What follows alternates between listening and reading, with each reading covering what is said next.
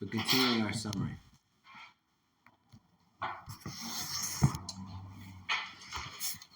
So,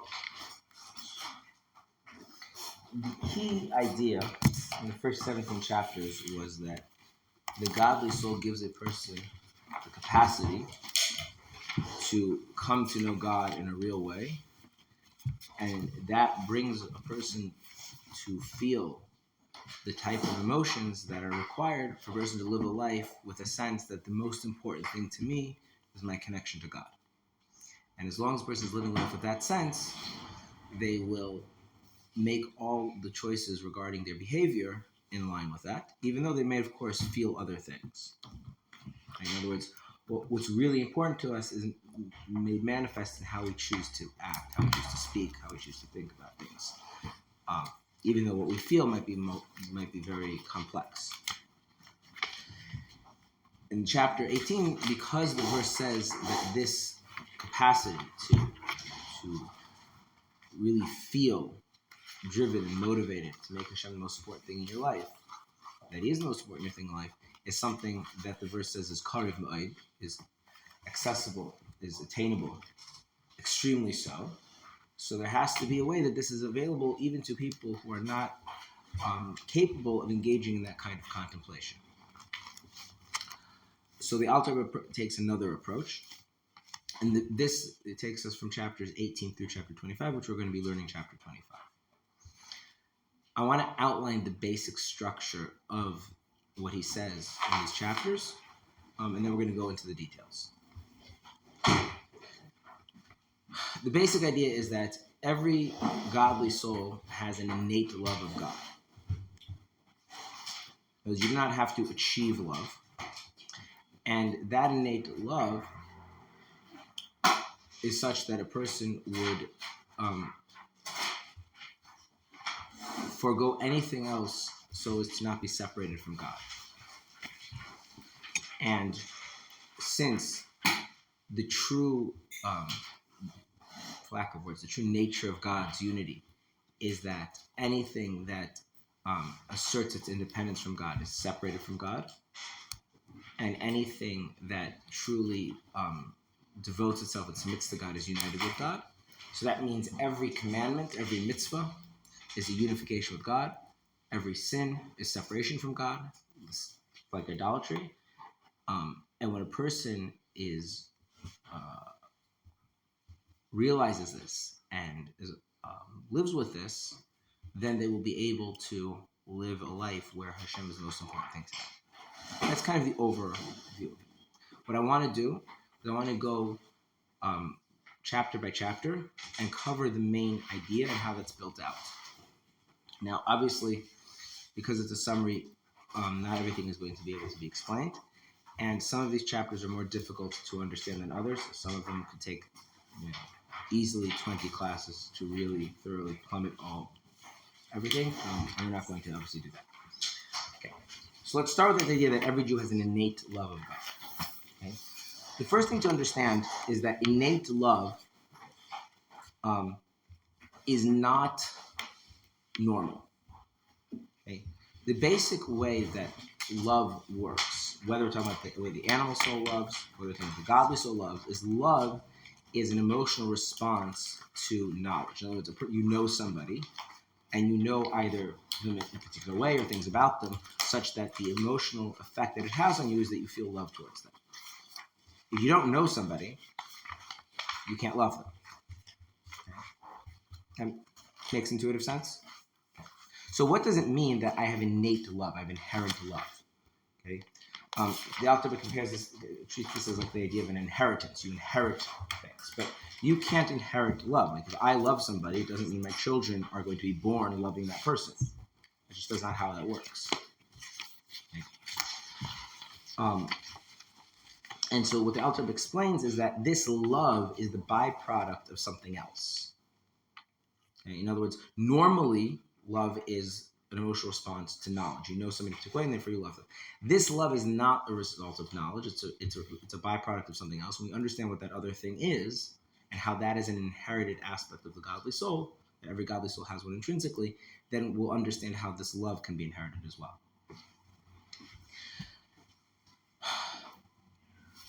The godly soul has a quality, which the technical term for this is called chachma, and I'm not going to translate chachma. The reason I'm not going to translate chachma is because how this is understood takes on very specific meaning, and so it'd be like translating a word like tefillin.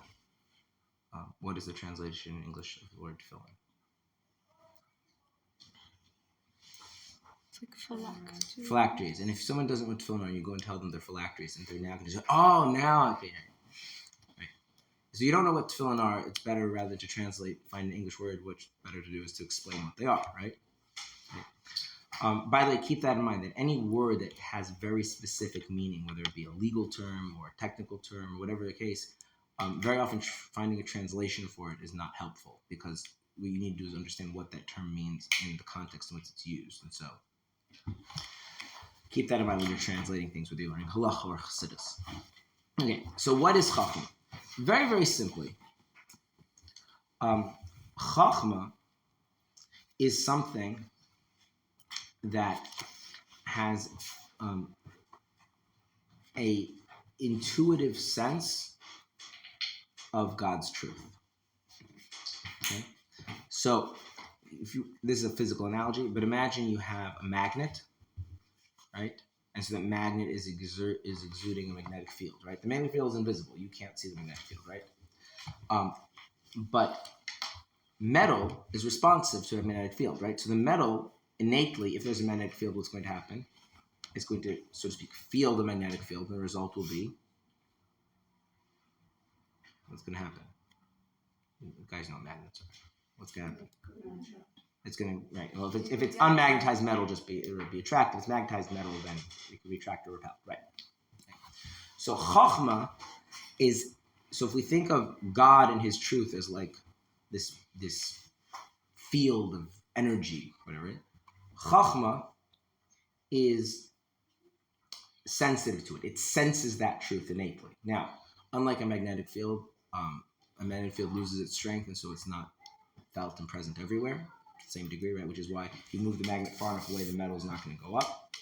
But God's truth is always present, and the chachma is always present. So the chachma always has is kind of permeated with a sense of Hashem's truth. And what that does is that causes certain psychological effects on the person who possesses a soul with this chachma. What are some of those effects? Okay. No. Effect number one is belief in God. So briefly, what is belief? Emunah, as it's understood, as the Hebrew is used in Chassidus. Belief is a sense that something is true that doesn't come based on your ability to understand it or make sense of it or justify it. Okay? It's a psychological phenomenon. In other words, there are things, when we say that a person has emunah in something, what we mean is they have a sense that this is true, and that sense is not grounded in something else, such as an experience. It's not grounded in logic. It's not grounded in evidence. It's just a basic thing in their psyche. Very similar to the way we experience sense perception, right? When you see something, right? Your sense of vision is not then grounded in logic, or it's not that grounded in hearing, right? We have sort of like base level things. In contrast, say, if you tell me something, right? And I believe that to be true, that's an extension of the confidence they have in you, that you're a reliable person, right? If I don't think you're a reliable person, then I don't think the information is true. So I don't have any direct sense of the truth of what you're saying. I have a sense that you're reliable, and then I extend that to what you're saying. Okay? So an example of emunah would be the sense of trustworthiness that little children have towards adults. Why do little children trust adults? On what basis? And the answer is there's no basis. That's just an innate part of their psyche, right? If an adult tells a small child something, the child feels it must be true. Why? Because they said it, right?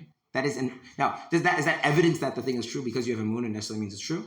But it means you experience it as true. So now, the chachma of the godly soul causes someone with a godly soul to have emunah in God. Now, when you have emunah in God, this is very, very important. This does not mean that you would necessarily say that you believe in God. For instance, could you be angry or disappointed and deny that you're angry or disappointed? Could that be part of your psychological experience, that you feel anger or disappointment? Could you deny it so deeply that you are actually in denial, that you don't even consciously acknowledge that you have that? Right? But is it still present as part of your psyche and exerting a psychological pressure on other parts of your psyche? Okay.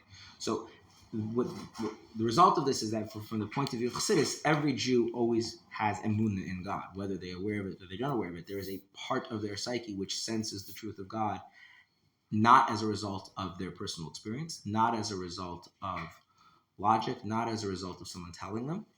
Now, again, how does the rest of the person's psyche relate to that? You could be in denial of it. You could embrace it. You could try to understand. Like, there's lots of ways you could relate to that. Okay? But that is an effect of the Chachma. Okay? That's number one.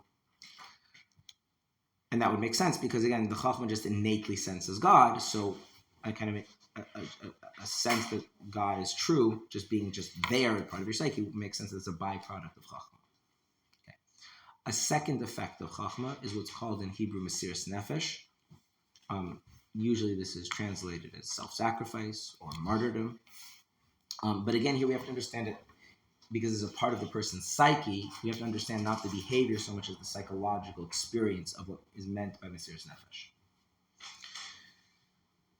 Let's start with a very simple thing. If somebody were to tell you that you had to either do something that you really did not want to do, deeply, deeply did not want to do, doesn't matter, financially, morally, ethically, disgusting, whatever, or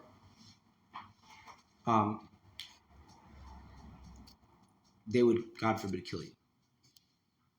Most people would choose to do what? Not be killed. Not be killed. Why? Humans have survival instinct. Right. The survival instinct is right. The survival instinct is so powerful, right, that it renders most things just not even up for discussion at that point. That make sense? Okay. However, what you'll find is that there are certain things where that gets reversed. Certain things go so core to a person's identity, right, that in fact the opposite flips around, right? And this is an interesting phenomenon, that human beings, survival is not the deepest thing. We mentioned this yesterday in class, right? So when something feels like a threat to your being, right, to what you identify yourself truly as, not what you maybe told yourself your whole life was, but like you, because remember, we also have to understand that the way our psyches work is that we tell ourselves stories about ourselves, and then there's like the deeper truths of our psyche. But if we deeply, truly, psychologically identify it as a particular thing in a particular way, we will be more protective of that than we will be of our physical lives.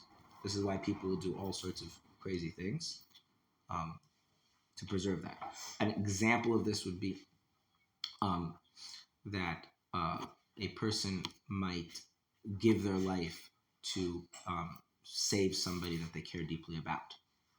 And that's and it's often not done after thinking it through. It's as if something deep comes out in the person. Or a person has a certain sense of integrity and they will not deny their values or whatever, even under threat of death. Right? People experience these types of things. Okay? So what that means is, just like we have the survival instinct on one level, we have other instincts on other levels. There are things that basically shut down our ability to weigh what's in our interest, and they almost take over, and they say, like, no, this is it.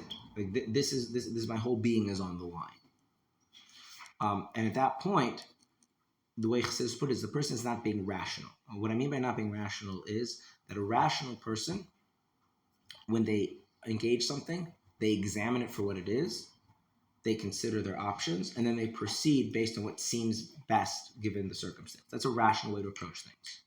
That makes sense? Okay? In these types of situations, the person isn't rational. Now, maybe that's not a bad thing. Right? I'll give you an example. I mean, this is not life and death type of thing, but if I were to get a call that some serious thing happened with one of my children, I would leave class right away. Would I sit here thinking, is it the proper thing to do, leave class? And I think, well, there's the class, and there's my children, and then make a decision to leave class. Is that what would happen? No, right? So it's something like, okay, that this is so fundamental, right, that it renders the rational process irrelevant. Right? Survival does this, identity does this. Okay? the way Mesiras Nefesh, or what Mesiras Nefesh is the way Chassidus is describing it, is the phenomena that when it comes to the question of denying God and denying my connection with God, that has the same effect on the psyche of the person. It just shuts everything down. And as a demonstration, I want to be clear, this is a demonstration, not evidence.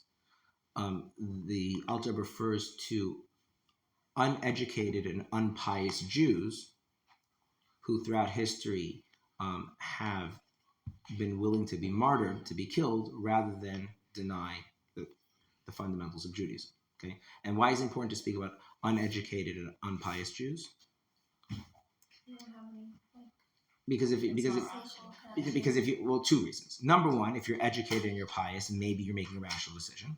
Although he argues that, and the other thing is that if you're educated and you're pious, then maybe what you're willing to die for is your sense of personal integrity, your sense you don't want to, there's something called the wasted,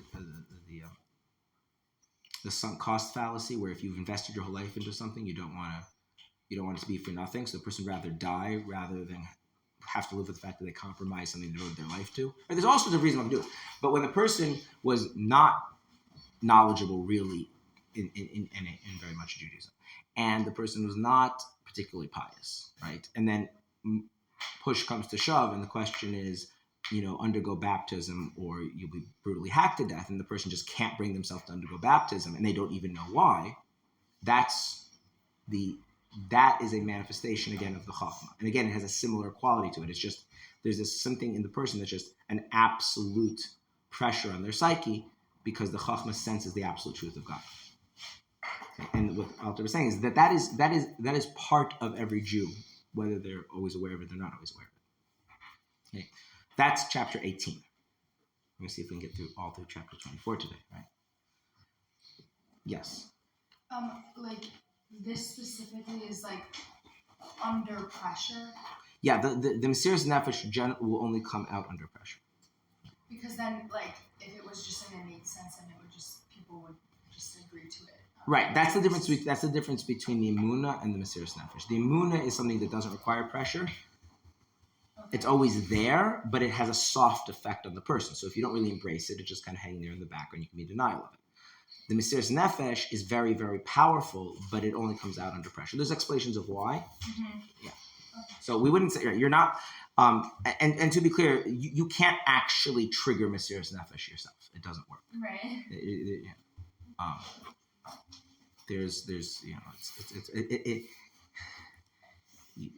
you actually need that trial by fire situation for it to come out. Okay, good. We're on the same page. Okay, let's do chapter 19. Okay. Now, what the Alter now does is says, okay, well, this Chachma has another aspect to it, which is if it is kind of projecting a sense of the truth into the person's psyche that's so absolute, right? And that in the moments of pressure, that has the ability to almost take over the person, right? The Mesiras Nefesh. That means that this Chachma has a sense that everything really should be permeated, subsumed within the divine truth, right? And for this Chachma, the divine truth is really an absolute. And so what the Alter does to try and describe this phenomena is he uses the analogy of a flame. Now, this analogy it's a very, very good analogy. It's a little bit harder for modern people to understand because it involves a way of thinking about the physical world, which we don't tend to think about things these days. So I need to spend a little bit of time explaining the analogy so it's just the physical phenomena is clear, and then we can carry on back to the Chachma and the soul. Okay. There is a way of thinking about the world where when you let go of a rock, the reason it falls is because the rock is going back to its natural place. Okay? In other words, the idea is that things have natural places, and they return to their natural places unless something is preventing them from doing so. So why would the rock fall? Because its natural place is down. Okay, water also flows down. So is the natural place of water the same as the natural place of the earth? And the answer to this is that they would say no, because take rocks, take water, and drop them into the same thing. What happens? Rocks. The rock sinks to the bottom. So the natural place of the rocks is down, and the natural place of the water is above the rocks. Okay, what about the air? Take rocks, water, and air, put it in a bottle, shake it up, and then leave it alone. What's going to happen? Air's above. The air's above, so that's its natural place, right? So everything goes to its natural place, okay? Now, flames. Flames seem to be flickering which direction? Up. So that would imply their natural place is up. Okay. So what we would say is the source of earth is at the center of the physical center of the source of rocks and rock-like things, the element of earth is what this is called, is in the center of the earth. The source, meaning the place where they belong, of water is around that, because remember it's a sphere, and then around that, more up or outer, would be the air, and then where would be the fire? Around that. But now with fire, there's something interesting, which is, based on that logic, I would expect to see a big concentration of fire surrounding our atmosphere. Is there a big concentration of fire surrounding our atmosphere? No. Right? In fact, there's no fire surrounding our atmosphere, right? Which is why none of us think that the natural place of fire is up, surrounding the atmosphere, because there's nothing there, right? And the way this is understood is that fire is actually a different thing. Fire, there's a difference between the fire as it exists versus the fire as it is in its source. The difference between the fire as it's manifest in the world versus fire when it returns to where it belongs. Fire, in essence, is dark, it's cold, it's nothing. To illustrate what I mean, if you take something and you burn it, okay? So you take like a piece of paper and you burn the piece of paper. What's left of the piece of paper? Ashes, some smoke, right? Okay. But what was the piece of paper is gone, right? So you've undone the paper. Now, you didn't totally undo it because you're still left with some remnants, right? That's the stuff that can't be burnt away. What's the ashes? The stuff that you can't burn the ash. You can't burn the smoke. Like whatever you could burn away, you burn away. So what is fire really doing to things? It's undoing them. It's turning them into non-entities. It's destructive, right? Which is why fire only exists when it has something to burn. Okay. And so the idea is that the essence of fire, the true essence of fire, is it's not physically anything descriptive. It's more almost conceptual. And the interesting thing is that the actual fire that's burning, does it seem to prefer to be burning, or does it seem to prefer to leave the burning and go back to the nothingness? Right? And what happens when the flame leaves and has nothing left to hold it in place, right? It goes back to the source. But what does going back to source means? It goes back to this nothing thing that isn't physically describable at all, right? The kind of undoing of tangible reality that there is really the essence of fire. So, to use simple language, the essence of fire is cold and dark, right? Those are absences, right? But actual fire is hot and bright. And the fire seeks to undo itself to return to its source. Why? Because the fire isn't trying to perpetuate its own existence, its own presence. The fire is actually trying to be true to something, so to speak, greater than itself that it has an innate sense of. Now, at this point, you should start seeing, if you think of it this way, how to carry over to the soul. All of our desires as creatures, whether we are talking rats or mosquitoes or people, or for that matter, viruses, they don't necessarily experience those desires, because viruses don't experience much of anything, are all to perpetuate ourselves, either the individual organism or the species, right? But that tendency of the fire to kind of rise up and escape and return back to nothingness kind of shows that there's this other kind of desire of things, the desire to be true to some deeper essence which is beyond yourself. And that's what characterizes the soul. So the Chachma also gives the soul a sense that the true place it belongs is so subsumed in God's truth that all that's left is nothing other than God. There is no distinct soul left. In other words, the soul doesn't really have a desire to have a relationship with God. to be in contact with God, to communicate with God. Because if the soul is doing those things, then there's a distinction between the soul and God. The soul is a separate entity. Relationships are between two separate things. Rather, the soul has a deep sense that the only thing that should really be is God. And so its kind of fulfillment of its true desire is not to be itself, but to be lost in this truth beyond itself. And that, again, is something you can, it's a very deep form of bittul, but that's something that to get a kind of intuitive sense of is to observe the phenomenon of fire, right? So you can actually sit and watch a flame on a candle and meditate on this, and it starts to be a little bit more resonant. That also helps us understand what we mentioned yesterday, how the godly soul and the animal soul are really diametrically opposite things. So when we say the godly soul is an innate love of God, it doesn't mean like, oh, I get to know somebody and therefore I really want to be close to them.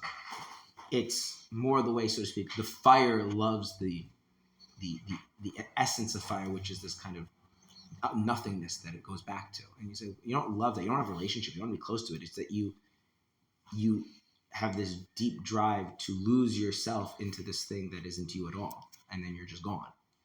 You just disappear. And again, if the Chachma is a sensitivity to God's absolute truth, and as we'll learn in the next chapter, God's absolute truth is truly absolute, then the soul desires for there to be nothing other than the absolute truth of God, which would mean what would be left of the soul as a distinct entity?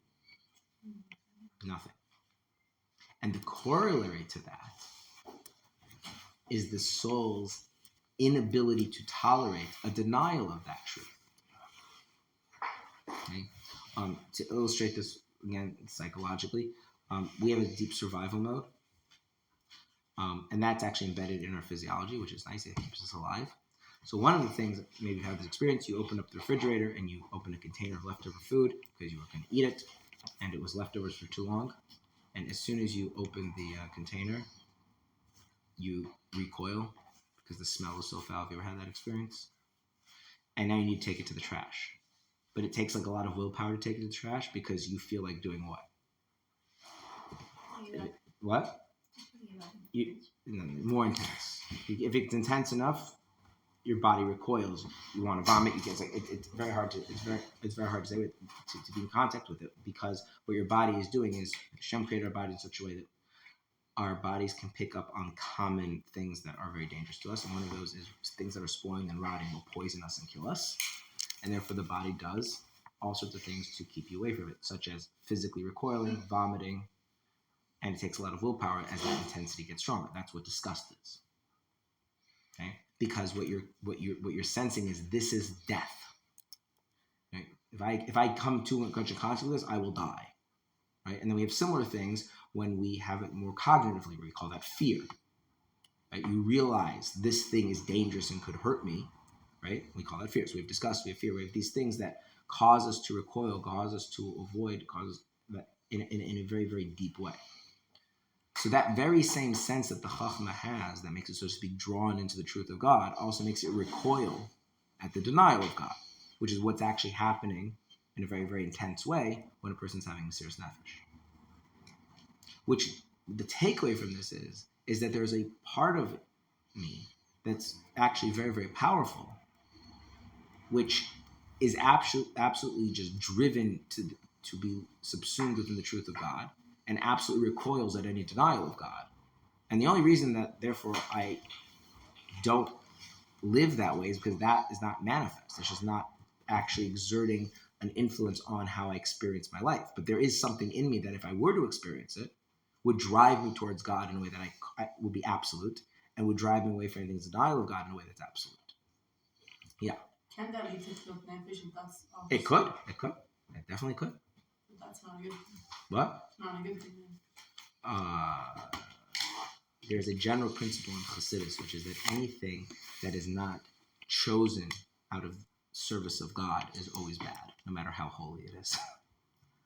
So if you just give in to your desires, even if those are the holiest desires coming from the deepest places of your soul, if it's not part of you choosing to serve God, then it's going to have negative effects. I said yesterday how the godly soul's life is complicated in and of itself, even if you don't have the animal soul. So that's one of the complications. Yeah. It says, for instance, that was what made Aaron so great, is that he didn't have this problem. He was able to manage it, and his son's sinners is that they did not manage it. They decided to give in to that. Yeah, it's an issue. There's a famous story of the Alter Rebbe where he realized that this drive was becoming so intense, and so he did things to reorient himself, namely eating bagel with butter. The butter is important. Why is the butter important? That the world is something that can actually be experienced. It's not just like there's food. It's not just nutrition. Why do it taste better? Actually, the world is something to be experienced and to serve God in the experience of the world. That is something he wanted to do. Because he had to bring himself back to it very quickly before he lost it. It's a real problem. I don't have that problem, but it is a problem that some people have. Okay, so now this is all very nice, but we've been talking about God. The question is, how does this get us to Torah and mitzvahs? And so what we need to do is we need to actually talk about the truth of God. And this takes us to chapter 20. And in chapter 20, the Alter Rebbe introduces the idea that the entirety of the Torah is really two things. All the positive mitzvahs are really just embodying the truth of the first of the Ten Commandments, I am Hashem your God. In other words, all of them are simply embodying the truth of God. And all the negative commandments are really an embodiment of the second commandment, which is lo yeh l'cha, not to have other gods. In other words, every single positive act that Judaism speaks about in our lives is really just bringing the truth of God into reality. And every single thing that Torah prohibits is really just denying the truth of God. And so, in principle, if we were truly, truly sensitive to this, how do we experience any temptation to sin? We would experience the temptation to sin the same way a Jew, in the Middle Ages experienced the situation of forced baptism or death. Right? It's just not tenable. I can't do it because this sin would separate me from God. And how do we experience every opportunity to do a mitzvah? As this inescapable drive that we just can't control. Now, we obviously don't experience it that way, but that's what how we should experience it. Should in some sense. I don't mean that we're expected to, in the sense that would make sense. But in order to understand how do you get from, the unity of God and the absolute truth of God to shaking a lulav, right? That seems a bit of a jump, right? So for this, we have to have a deeper understanding of what the real truth of God is, what this true unity is, and what a denial of that unity means, and then from there to understand what Torah is and what mitzvahs are and what sins are. And that takes us to these chapters. So chapter 20 then goes on to talk about his unity. And the basic idea of God's unity is that God remains unchanged even though he created the world. Right? So however God was prior to creating the world, God remains unchanged even after the world was created.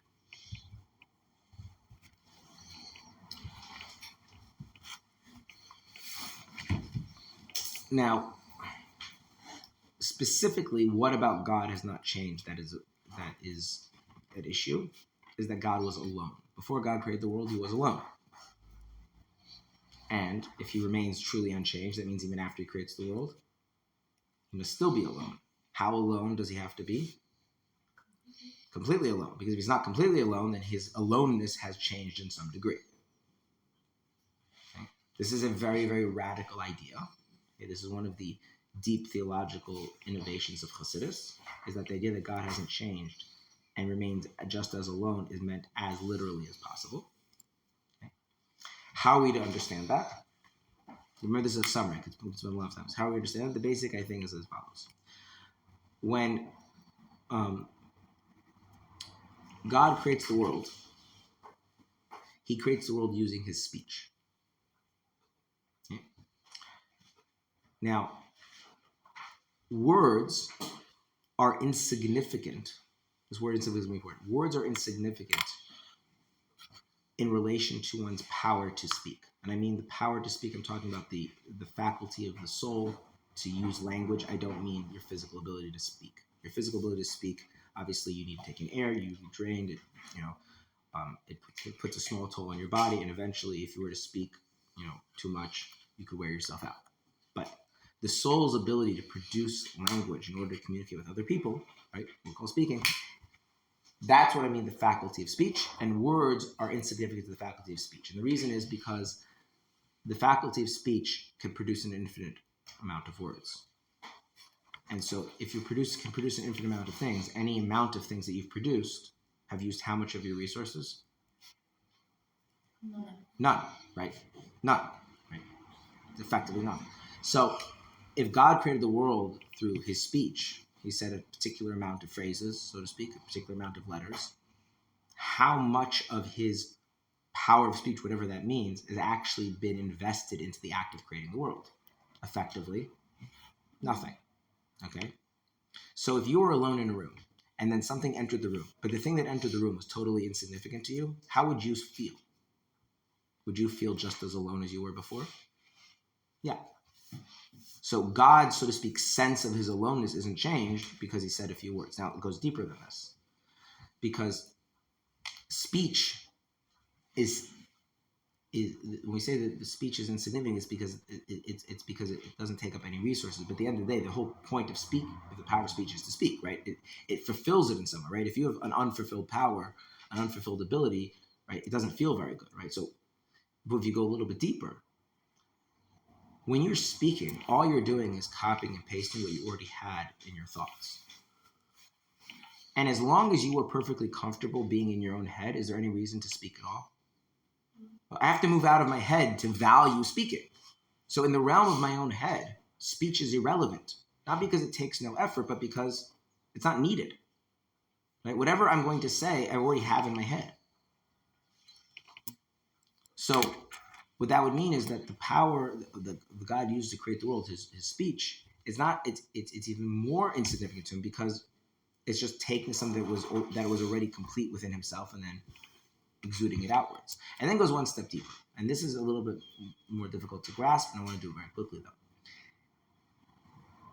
We speak and we think in language. Also, we think sometimes in images, but mostly what Chassidus refers to as thinking, it happens in language. Now, if I'm thinking about something, what language am I thinking about it? Your native language. What? Your native language. My native language is a good guess. That's generally true. When would that not be true?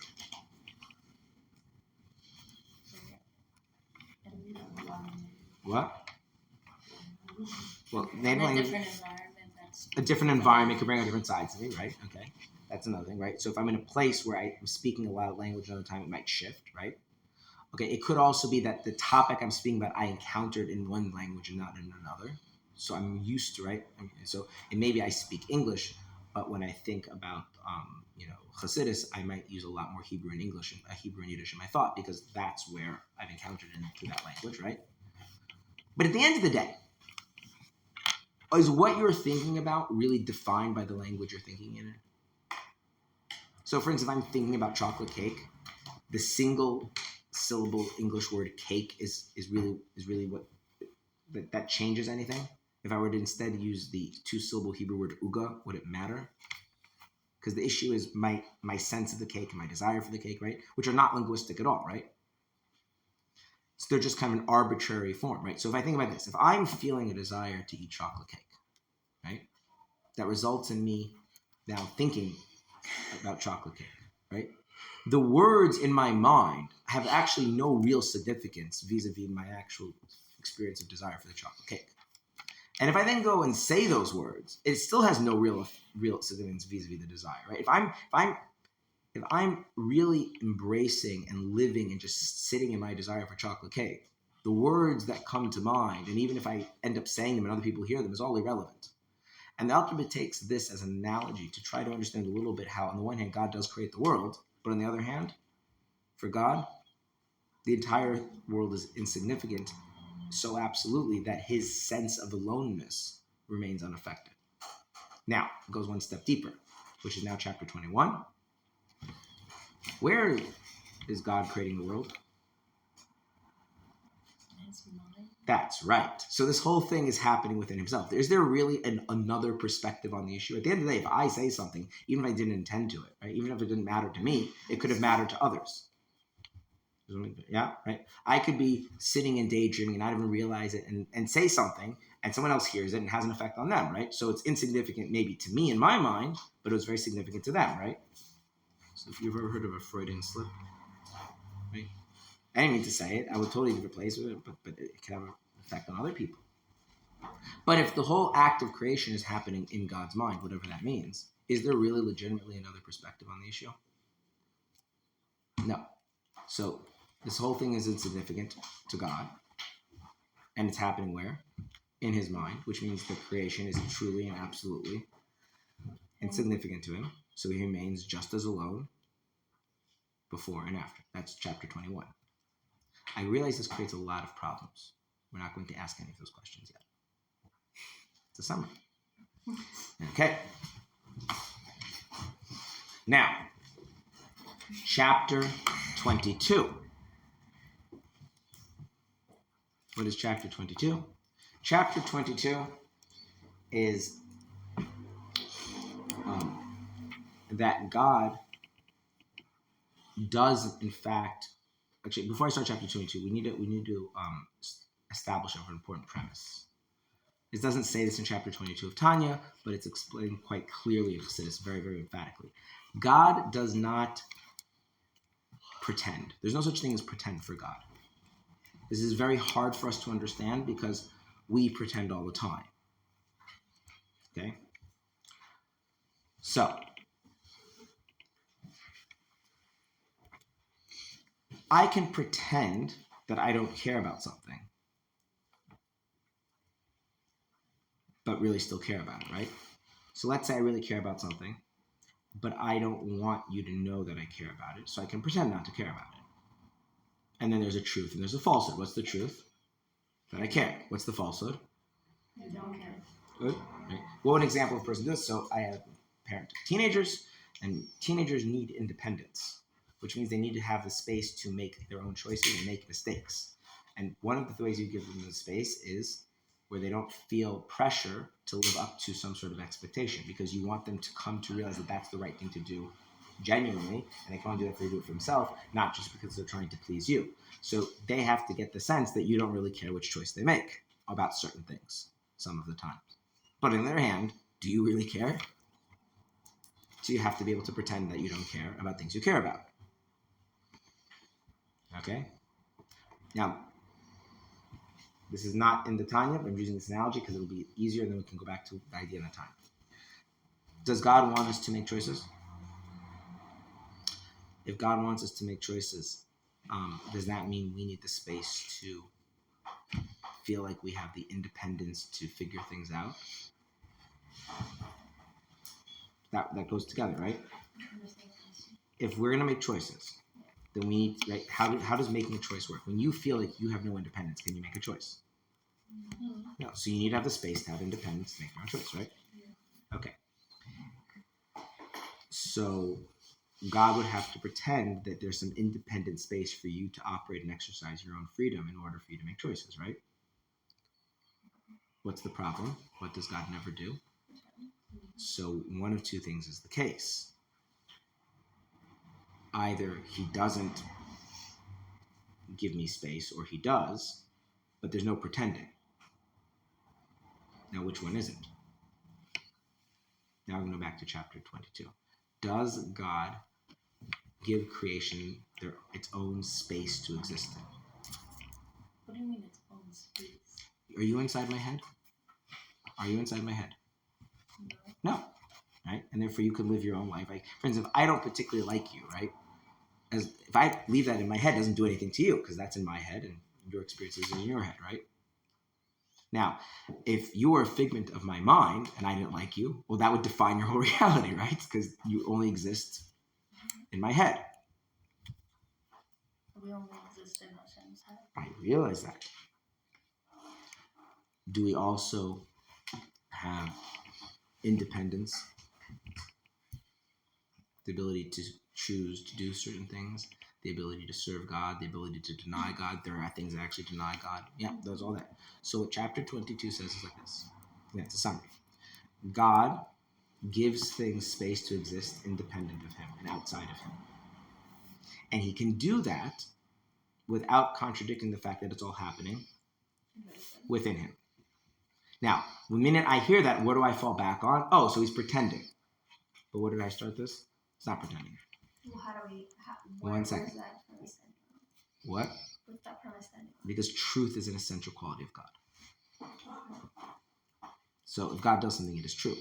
Now, this means that there are things that to our minds are mutually exclusive, but are both true. And this is something we should all be familiar with, that when you're a child, things that seem, both things can't be true. As you become more mature and have a deeper sense of reality, that things that seem to be mutually exclusive can both be true. Yes?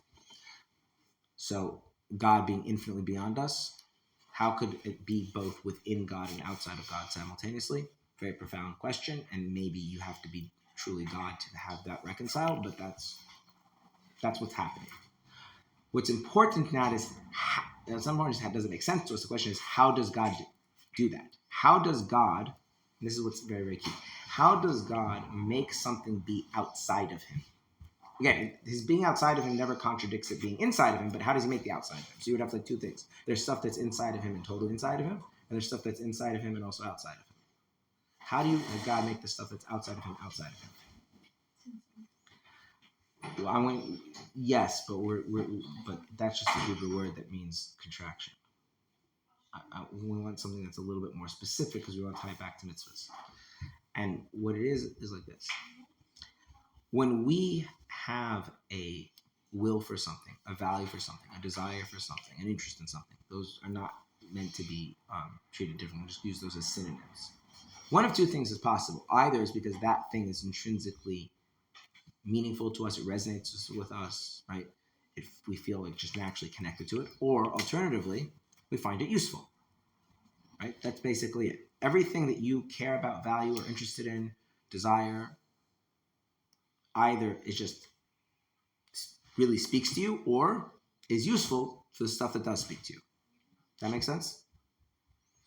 Now, the stuff that really speaks to you on the deepest level, if you think about it, is not really truly differentiable from you, because what you're saying is me being me somehow entails this thing. Right? For instance, would a person, let's think about, if you have a parent and they have a child, and let's assume everyone's psychologically healthy for a moment, yeah?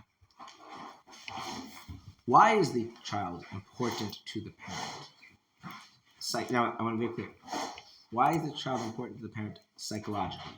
I'm not asking you to tell me, like because, it's your child and God created us to have I'm not, within your own experience, the water is important to me because without it, I'm not going to be able to function. The water is important to me because when I drink it, sometimes it tastes good, right? Those are reasons why water is important, right? Why is the child important to the parent? Part of the parent. It's part, right?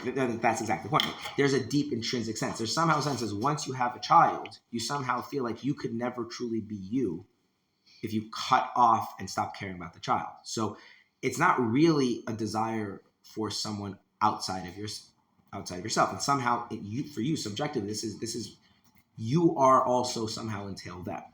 Which is why, by the way, parenthetical, why parents have a hard time letting their children be independent. Because would you want part of yourself to be independent of yourself? No. On the other hand, if your child is not independent, is your child healthy? And if your child isn't healthy, are you healthy? That's paradoxical, right? You want your child to be healthy because if they're not healthy, that's a deep part of you. But if they're a deep part of you, you can't grant them independence. But in order for them to help you, you have to grant them independence. Sometimes what we desire, when you actualize it, involves conflicting elements. Parenthetical statement closed. Let's go back to. But when you desire something, when you care about something in that way, it's really somehow, in some sense, an extension, a continuation of yourself. At least how you experience it. On the other hand, when you want something because it's useful, it's not an extension of yourself, right? If it's foreign to you. If there wasn't some outside justification for it, you wouldn't do it anymore. I like to use the example of eating for this. Do you have a deep desire, an interest to put dead plants and animals into your mouth and turn them into pulp, and then have them slide down your esophagus? No one really does, right? Right, but that's what eating is. Now, what you do have an interest in is it gives you a certain kind of pleasure, or alternatively, it removes hunger, which isn't painful, or alternatively, it enables you to function, right? Right, which is why if you don't need nutrition, and you're not hungry and it doesn't taste good, no one wakes up in the morning and says, you know what I should do today? I should take some dead plants and animals and turn them into pulp in my mouth. Because it's like not intrinsically something you're connected to. It's really strange and foreign. And the other reason is, you can see this, is that when you watch someone else eat and you're not getting any nutrition and you're not enjoying the taste of the food and your hunger is not going away, we all think that's actually kind of disgusting. Right? Okay. So when we have a desire for something because it leads to something that we do genuinely care about, that actually is indicating that it is disconnected from us. And so what we say is like this: the way God makes things, so to speak, separate from himself is by having this kind of utilitarian desire for them. When God values something intrinsically, that's, so to speak, one with him. When God values something in a functional way, then that's saying that that thing has its own identity, its own structure, its own thing, is, so to speak, external to God and outside of God. And the way this is described in Chassidus is, in the most extreme, is that when you really care about stuff, you focus on it, you face it. And when you're really not interested in stuff, but you kind of need it, you turn away. So I would do the following analogy. If you have to tell someone something, but you really don't like them, you don't want to tell them face to face, you send them like a text. Why? So you don't have to face So you don't have to face them, because when you face them, you have to engage them to make it part of your experience.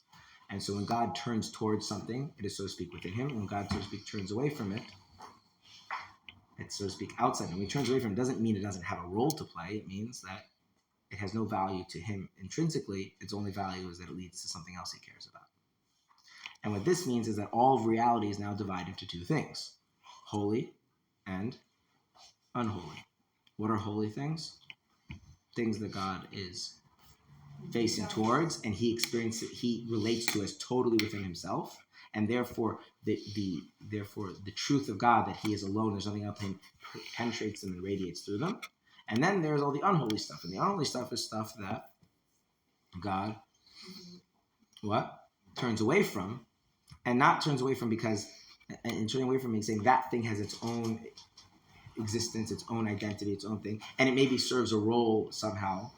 But the fact that it serves a role shows that it's not something that's truly part of me. It's not truly part of my unity. And so it's separate from him. Now, none of this, of course, contradicts facts all happening in its head, which is a hard idea to understand. This then leads us to chapter 23. Okay. The reason why I'm not getting into certain things is because certain things aren't really relevant. They're interesting, but they're not really relevant.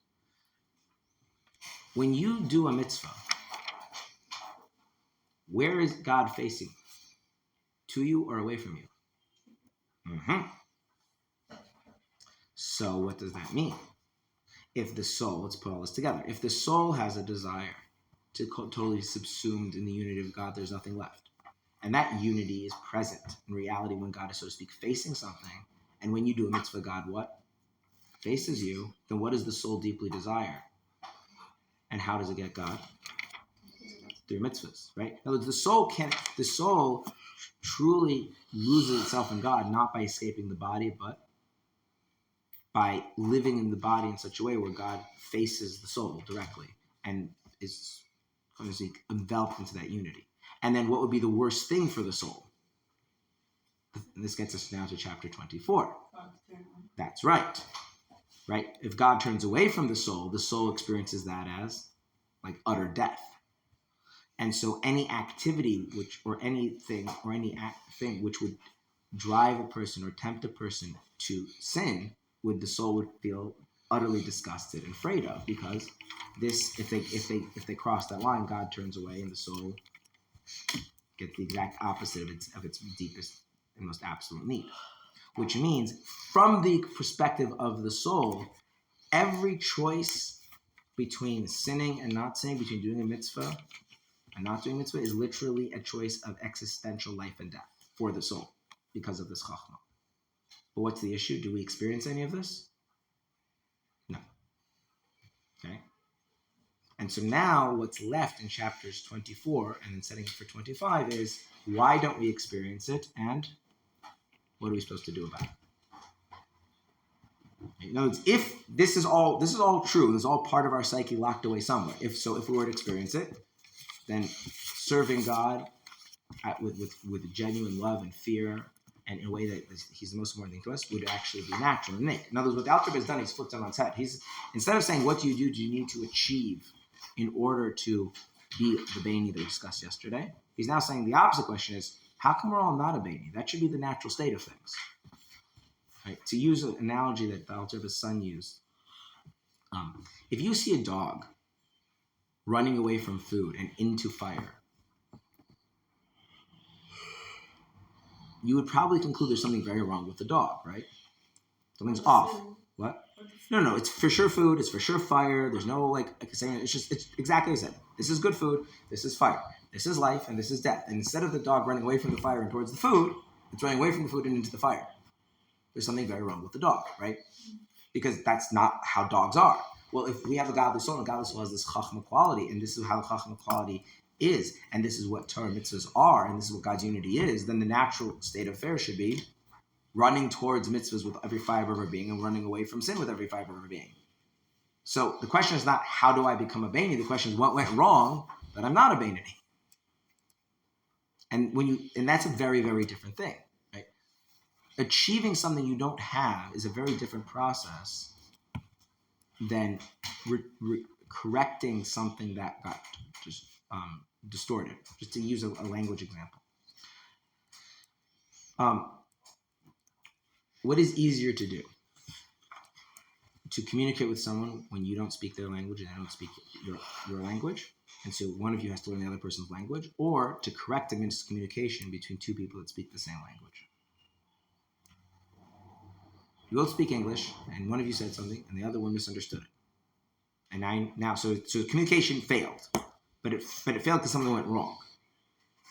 Or they speak Chinese, and you don't speak Chinese, and you speak English, and they don't speak English, and so you start talking, and no communication is happening. Which problem is easier to solve? When you speak English. What? When you both speak English, right? Because the underlying phenomenon of communication is present, and then just something got in the way, right, that you have to address. And that's really the difference between what's happening in chapters 18 through 25 versus 1 through 17. 1 through 17 is saying you have the capacity to achieve this thing, this sense of God, this knowledge of God that will motivate you to feel God is important in your life and love Him and devote yourself to Him, blah, blah, blah. Okay, but you have to achieve that. And in principle, you have the ability, but in practice, it's not so simple. Here is saying the opposite. You already have everything needed inside of you, and something has gone wrong, and it's not manifesting in life. And the question is, what has gone wrong, and how do we solve it? Questions on this before we get into that last part, which is really setting up for what chapter 25 is about.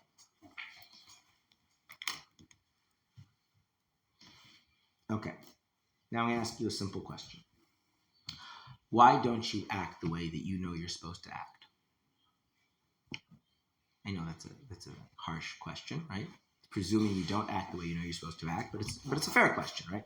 We can all agree that we don't act the way we're supposed to act. Now, I'm not talking about what other people say. I mean, for yourself, there's stuff that you know you should act in particular ways, and do you always do it? Why not? We have physical desires. We're in a physical world. Like, there's things that give instant gratification. Yeah, but that can't be the answer, because if that was the case, if instant gratification had that kind of power, then we would be governed by instant gratification, and we're clearly not, because sometimes we set aside instant gratification for what we know we should do. It's more nuanced than that, though, because sometimes it is that. I agree, but there has to be another factor. In other words, it's like this. What you're saying is, it's not just that I know what the right thing to do is, I also experience kind of like the very visceral sense of the physical world, and instant gratification goes on with it. And that competes. And I agree with you, that competes. But it's not correct that that's just more powerful than what I know. Because many times we do that. And sometimes we actually do that very easily. There are many times where it's so easy when we realize we're doing it, we're setting aside our physical experience or instant gratification because we know that something is right. And then other times we know it's wrong, and we're not acting that way. So there's some other factor present. Because knowing something, though, and believing it truly to be actually the right thing is different. That's why people know it's bad for them to smoke, but if they truly believe, if they saw the consequence right in front of their face of I guess instantly that over the years that they're gonna die, I'm saying there's sheker in the world. That's what's causing it, in my opinion. Okay, so I'm going to frame this one way, and then I'm going to frame it the other way, because I want to highlight a contrast. One of the ways is the way that Tanya says it. One way is like this.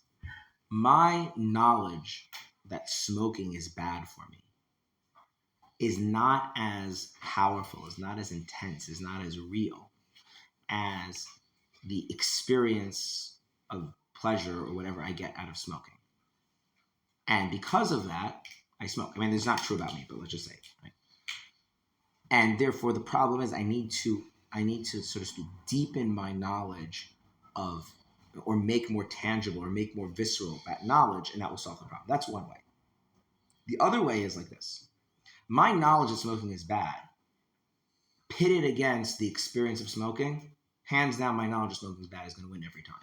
Because that's much more true, it's much more fundamental, it's much more ingrained in the deeper parts of my being. The problem is, something prevents me from really accessing that knowledge.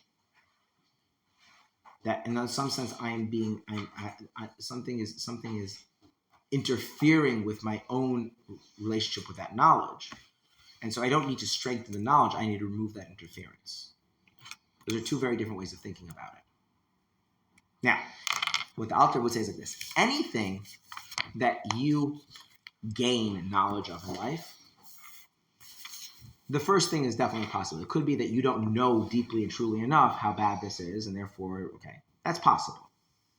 But anything that is innate, or anything that you've truly internalized that knowledge of, then the second thing is the reason. Okay. So what the Alter speaks about is something that's called in Hebrew ruach shtus, or the spirit of stupidity. And this is something which causes a person to not be sensitive to what they already know. So in other words, it's not that I need to gain more knowledge, there's something interfering, right? If you're speaking and I put on earmuffs and I can't hear you, right? I don't need to improve my hearing, I need to take off the earmuffs. Now, so what the Alter says is, why is it that we do not experience the world the way with this whole thing's been laid out from chapter 18 through 24? Because there's another part of our psyche which is called the ruach shtus. And as long as the ruach shtus is there, it causes us to not be in touch with two things. One, how deeply that chachma drives us to God and away from the denial of God. And it also causes us not to not be sensitive to the fact that when we sin, that's what's happening. And when we do mitzvahs, that's what's happening. In other words, it causes us to forget how much we love God, and it causes us to be deluded into thinking that sinning and doing mitzvahs doesn't have a real effect on whether we're connected to God. And not because we don't know those things, it prevents us from accessing that knowledge in a way that's powerful enough to overcome, as you put it, the physical experiences of life. And so what we need to do is, instead of focusing on developing something that we don't have, we need to figure out how to get rid of the ruach shtus. And if we can figure out how to get rid of the ruach shtus, and we don't need to get rid of it absolutely, totally, permanently, we just get to get rid of enough of it that it's that what those things that we know deep inside on that level of our soul become a basis for our decision making. When we know them deeply enough that they become the basis of our decision making, then we've achieved the goal that was set out from the beginning of Tanya. That we feel that this is real and important to us, and we'll act that way. And then the question is, like, how do you actually get rid of the ruach shtus, which is what chapter 25 is all about. Yeah.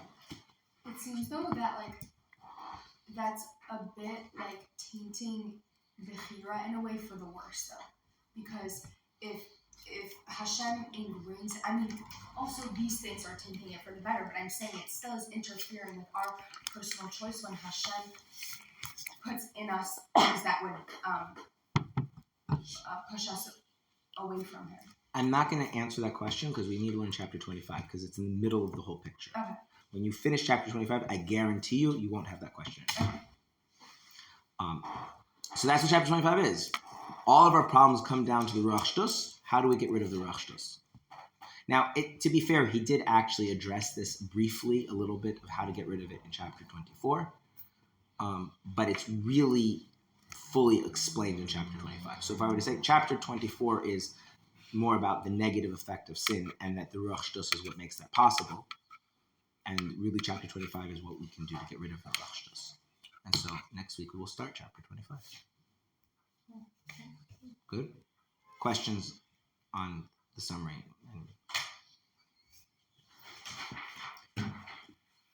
What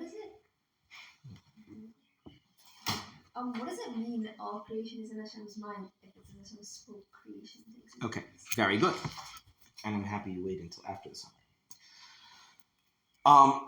I will give you the long, short answer, which means I'm going to do it quickly, but I'm going to give you a more thorough answer. In the Torah, it says that Hashem created the world. It uses the verb vayomer. Vayomer, Hashem yihi'ar, Hashem spoke, there should be light. Vayomer, Hashem yirikeh, Hashem spoke, there should be a sky, etc. Right? So the question is, what does that verb mean? Because obviously God does not have vocal cords and lungs and exhales air, right? That's clearly not the case. So if you look, the classic understanding, for instance, the Ramban makes this point, is that the word vayomer is meant as an expression of desire. So, for instance, people will sometimes say, I said.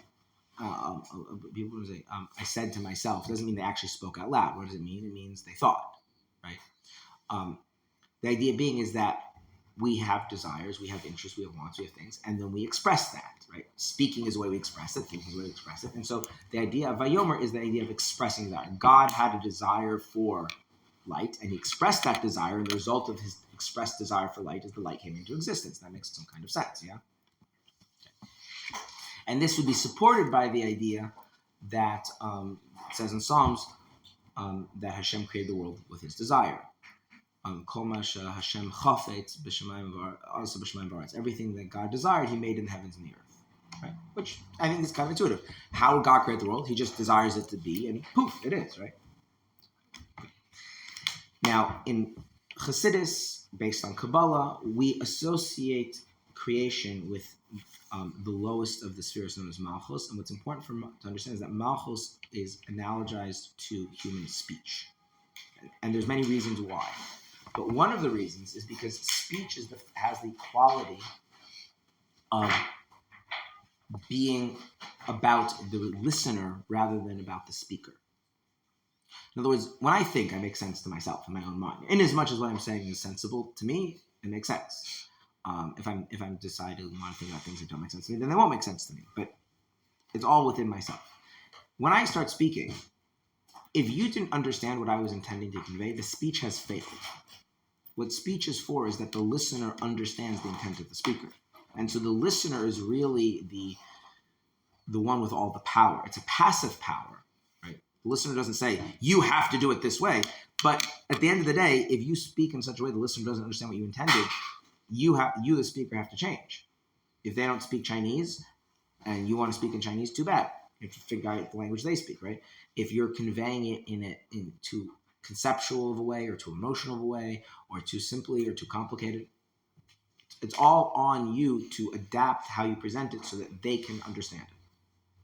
And this idea corresponds to the sphere of Malchus. That Malchus is about how does God present his power and his ability in a way that other beings can come to receive it on their terms. Which obviously, and this is what's very important, if God were to create me without giving me his influence and power on my terms, then one of two things would be the case. I wouldn't be able to receive it, so I wouldn't come into existence at all. Or I would receive it, but I would now be a godlike entity.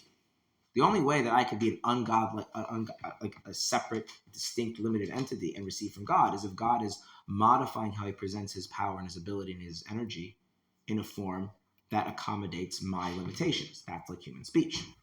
Now, you think about desire, that's not what happens in desire at all. In desire, you're not accommodating anybody else.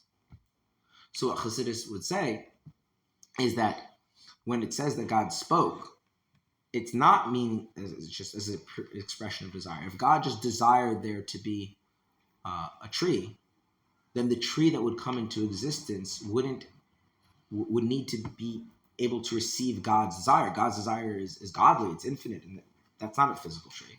So you would have to have two things. You'd have to have God for desire there to be a tree, and that would, so to speak, be the tree in God's mind. But that wouldn't be a limited tree. the tree that we would have to be a tree that God speaks into being, a tree that God limits his energy to present in a way that the tree could receive it as a limited tree. And in that sense, the tree is now I'm going to say so to speak because that's just how we think about it. But with God, there's no so to speak. It's all actually. In that sense, the tree is so to speak outside of God. Now, I can't speak inside my own head. I can think in my head and speak to others. God, apparently, which again, I don't know how to do that. I also don't know how to create things ex nihilo. I also don't know how to manage, anything, actually. I'm not a good manager at all. God manages to run the whole world, right? There's a lot of things that God can do that I can't do. There's a lot of things God can do I can't even conceive of doing. This would just be another one of those. What the Alter Rebbe's point in Tanya is it's not so much about understanding what God is doing so it makes sense to us how he does it, but understanding what is happening so we understand what that means in terms of our interaction relationship with him. If God doesn't speak, then there's no modification between the energy of his desire as it flows from his being into the thing that he desires, which would mean that thing would be indifferentiable from him. And it would be the meaning that God has for the tree, but it wouldn't be the tree that we're familiar with. So therefore, there is also verses that describe God as creating the world through speech. And so to say it's multi-layered. But you see why none of that's important for the summary itself. Yeah. That's right. Other questions? Yeah. Was there a specific reason you chose to start this class in chapter 25? I did. Does anyone know the reason? Am I supposed to say it? You have two choices. They can either tell you or you can listen to previous recordings. It's just because that's what we got up to last year. If I have to start from the beginning every time, I would just keep to chapter 1 and maybe chapter 2 the rest of my life. Yeah. And you're supposed to have compassion on animals, so it's not by the kind. Compassion on myself. Other questions? Can I Yes. ask something based off what she said? Is when God speaks something into existence, it's not necessarily that it's outside of himself, it's that the thing in which he creates has a level of, or a lack of knowledge of being within his own. Correct. But that lack of knowledge is a real thing. It's not. In other words, it's not an illusion. It's not that they're missing. It's not that they're misinformed. From our perspective, though. So here's the thing. That depends on which particular view of Jewish mysticism you go by. If you go by the view that is found in a work called the Nefesh HaChaim, you would be correct. Which says that all of this is only from our perspective. The consequence of that is that it is very dangerous to think about God's perspective. Because if you think about God's perspective, then you start to realize there is no true fundamental difference between one state of being in the physical world or in the created world and another, which would undermine the importance of sinning versus not sinning. Which is why he actually says, therefore, do not think deeply about this idea at all. Conversely, in Chabad Chassidus, the idea is that no, this is much more like a teacher deliberately saying something that can be understood on multiple levels to help the student come to achieve a deeper understanding. So the teacher says something simple that maybe even is when you and then when the student grows in their understanding, they understand a deeper level, and eventually it could be that the deepest understanding actually is a total reversal of the initial understanding. But all of that is very real to both the teacher and the student. The only difference between the teacher and the student is that the teacher is experiencing it one way and the student is experiencing another way. The teacher is experiencing, so to speak, from the top down, and the student is experiencing from the bottom up. So the struggle and discomfort of having to go from the simpler understanding to the truer understanding, and that undermining and reversal, is something only that plagues the student, but is something that the teacher is actively invested in, but they're experiencing it without that difficulty. So what that would mean is that the difference between, say, sinning and not sinning is something that is both real to us and to God. It's just we're the only ones that suffer the ill effects of the sin. And therefore, in the Chabad tradition, the opposite is the case, is that one should actually think deeply about this idea because it gives existential significance, the importance of sinning versus not sinning. So that small question of whether it's just from our perspective or not just from our perspective has profound implications of what you think the role of Jewish mysticism and Jewish practice. When you say perspective, you mean like effects on? Right. So Chabad. So in the Chabad view, this fact that we exist outside of God is something that is true to our perspective and to his perspective. However, it only has an effect on us. It doesn't have an effect on him. Right. And if it doesn't undermine, because it doesn't have an effect on him, it's still true that we're also within him. In the other perspective, the perspective of Shechai, it would be no. From his perspective, we're all within him. And from our perspective, we're outside of him. And so there's a conflict of perspectives. And if we were to take his perspective too seriously, it would undermine our own and then undermine the importance of Judaism. Whereas in Chabad is no. The perspectives are not in conflict; they're just not identical. Right? Think about this is actually a good Shalom bias thing. When you're married, so you and your husband will not have identical perspectives. But it does not mean that you have contrary perspectives. Right? If you have contrary perspectives, then you have a very serious problem because you can either do one of two things. You can either continue to live your life or you can race yourself to live the life that your husband thinks exists. The thing is, no. Your perspectives have a kind of overlap and a mutuality, but you do experience them distinctly. And therefore you can actually be authentically yourselves and join together. And so that the wording is less important than really getting the idea. There is no idea in Chabad that, at some higher ultimate level, when you get to the ultimate truth of God, all of this whole Torah, mitzvahs, Judaism thing becomes irrelevant. Because the idea is that truth is a characteristic of God. And so God is generating this. He's imbuing his truth into it as well. It's just he experiences it without, say, the pain and hardship and sorrow that we do. Although, in as much as God is empathetic, then he also has that too. So, as the verse says, "Behold, there's certain things I feel like you just can't Yeah, with that also. For sure, but there's certain things you can't understand because you're, you, and you're not someone else. That's right. true even with people. Yeah. A lot of our issues with God are really outgrowths of the fact that have nothing to do with God, they have to do with people. So in other words, at the end of the day, I'm not you, and you're not me. And there are many, many generic differences, right? Gender is a generic difference. Marital status is a generic difference. In other words, something related specifically to me, right? So if you take people who, you take a man who's married with children, right? You take a woman who's never had children and is unmarried, right? Fundamentally, their sense of experience of life is going to be different.